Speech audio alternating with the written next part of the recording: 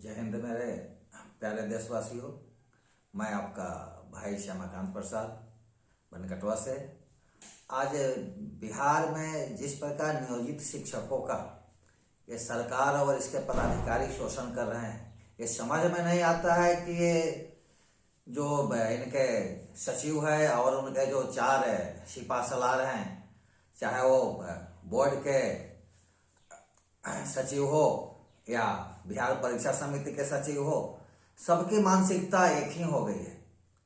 सबसे पहले तो इन्होंने जब बिहार में शिक्षकों का नियोजन हुआ तो उन्होंने एक दीक्षा परीक्षा लिया। ठीक है, उस समय परीक्षा लिया, सरकार ने कही कि इसके बाद कोई एग्जाम नहीं लिया जाएगा, उनको एक ही जगह रखा जाएगा। दूसरी बड़ी बात, इन्होंने शिक्षकों के लिए फिर एक एग्जाम लिया है, सक्षमता परीक्षा। और जिन लोगों ने इस सक्षमता परीक्षा को पास कर गया है, तो हमको लगता है कि दुनिया में बिहार में एक पहला नियम होगा जिस प्रकार शिक्षकों का शोषण किया जा रहा है, उसके ऊपर लादा जा रहा है कि आप जो पहले से शिक्षक हैं उससे आप रिजाइनेशन कीजिए, आपका काउंसलिंग होगा और फिर आप पास किए हैं तो नए सिरे से आपको सरकारी टीचर का दर्जा दिया जाएगा।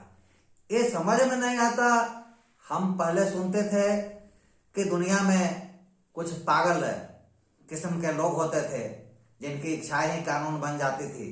जैसे आप कह सकते हैं कि लुई 16वां फ्रांस का एक राजा था, लुई 16वां, और उसकी इच्छाएं ही कानून बन गई थी।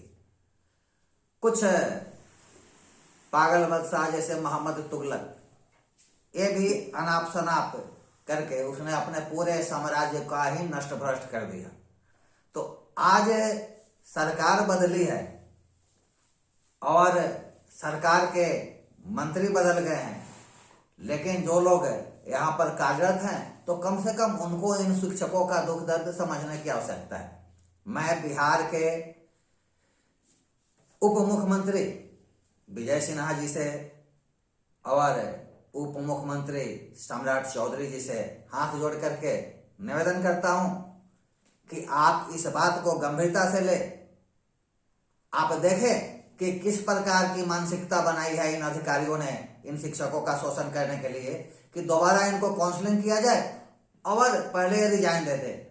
सपोज अगर एक शिक्षक रिजाइन देता है 2 महीने तक और फिर अगला उसकी ज्वाइनिंग नहीं होती है, उसकी कोई गारंटी नहीं है, तो सरकार उन शिक्षकों को क्या गारंटी देती है कि उनका 2 लाख या 4 लाख जो नुकसान होगा उसकी भरपाई सरकार करेगी। दूसरी बात, जब ही ये नियोजित शिक्षक रिजाइन देंगे, त्याग पत्र देंगे, तो ये संविधान और कानून दोनों का उल्लंघन है।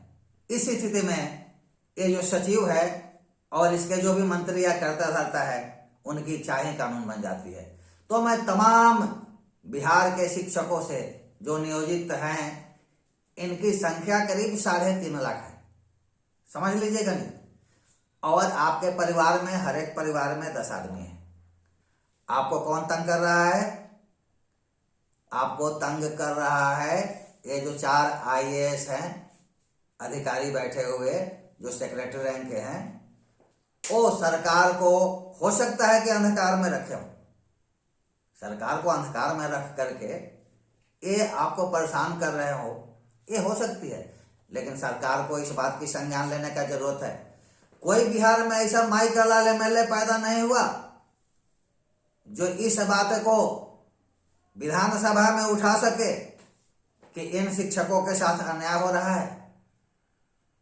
कोई सांसद पैदा नहीं हुआ क्या बिहार में जो इसको लोकसभा में क्वेश्चन आवर में उठा सके कि देखिए बिहार में क्या हो रहा है। मैं श्यामाकांत जी, आप तमाम बिहार के वासियों से, जो 3.5 लाख शिक्षक है, इनका अगर हर एक 10 आदमी ही इनके परिवार पर जोड़ लिया जाए तो करीब 35 लाख के करीब हो जाते हैं। और इसे सरकार को समझना चाहिए कि इनको हरास नहीं करे, ये भारत के भविष्य पैदा करने वाले लोग हैं।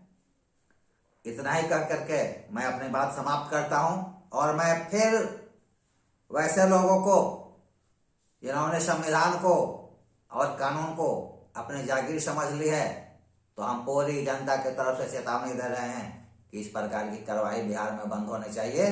जय हिंद, जय भारत के साथ मैं श्यामाकांत प्रसाद बनकटवा।